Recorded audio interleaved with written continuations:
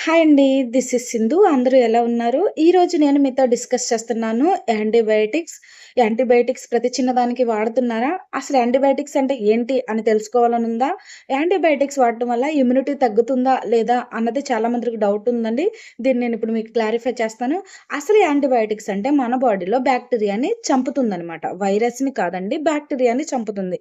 దీన్ని ఎక్కువగా మిస్‌యూజ్ చేయటం వల్ల అంటే డాక్టరు ఎన్ని రోజులైతే మీకు ఈ డోస్ అనేది రాస్తారో అన్ని రోజుల కన్నా అధికంగా లాంగ్ టర్మ్ వాడటం వల్ల మన బాడీలో గుడ్ బ్యాక్టీరియా అనేది గూడా ఒకటుంటదండి.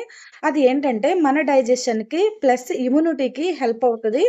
అది డ్యామేజ్ అయ్యే అవకాశం ఉందనమాట. యాంటీబయోటిక్స్ డాక్టర్ చెప్పిన డ్యూరేషన్ కన్నా ఎక్కువగా వాడటం వల్ల మన బాడీలో గుడ్ బ్యాక్టీరియా గూడా డ్యామేజ్ అయ్యే అవకాశం ఉంది. అలాంటప్పుడు ఈ గుడ్ బ్యాక్టీరియా డ్యామేజ్ అయితే దీని ఎఫెక్ట్ ఎళ్లి మన బాడీలో డైజెషన్ అండ్ ఇమ్యూనిటీకి ఎఫెక్ట్ అవుతుందనమాట.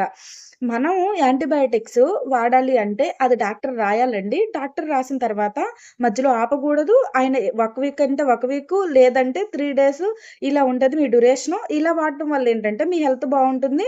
ఇమ్యూనిటీకి ప్రాబ్లమ్ ఉండదు. డైజెషన్‌కి ప్రాబ్లమ్ ఉండదు. ఇలా కాకుండా మన ఇష్టానుసారంగా వాడటం వల్ల మనం లాస్ అవ్వాల్సింది చాలా ఉంటదండి.